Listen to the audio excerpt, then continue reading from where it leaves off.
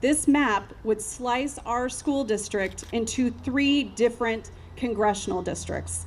This means that I would drive from my home in one congressional district to my son's middle school in another congressional district.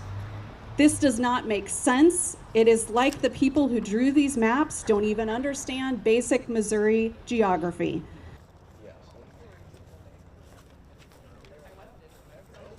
I would like to welcome Edgar Palacios, founder of the Latinx Education Collaborative, to the podium. It's like when you go to a concert downtown and the musician says, "So glad to be back in Kansas." Or someone confuses what state the Kansas City Chiefs actually play in. Looking at this map, Missourians quickly recognize that its creators don't know us at all.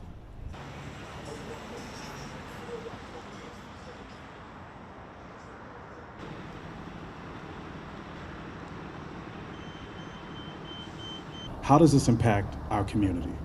How does this impact our children? How does this impact our businesses? And for those rural and suburban and urban businesses alike, how does this impact you? I ask us these questions to think about this as citizens of Missouri and Kansas Cityans. How can we come together rather than letting gerrymandering and redistricting tear us apart?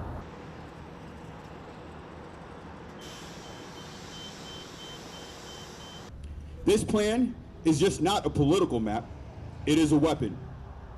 It dismantles the 5th District, scattering our communities into the 4th and the 6th, binding urban Kansas City residents with rural Missourians who live over 250 miles away near the Iowa border.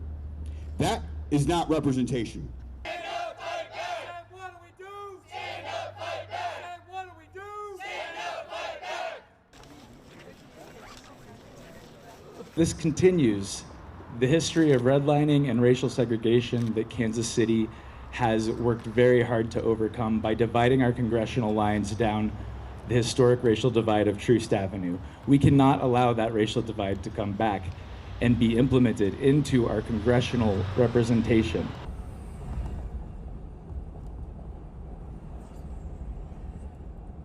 What we are allowing here is insanity. This cannot happen. It is unconstitutional. And if we allow these things to happen, if we allow the destruction of citizen initiative petitions, and we allow this unconstitutional gerrymandering, then that means that in Missouri, the rule of law is dead, and it is the end of our direct democracy. I don't want to see that happen, and I don't think Missouri wants to see that happen.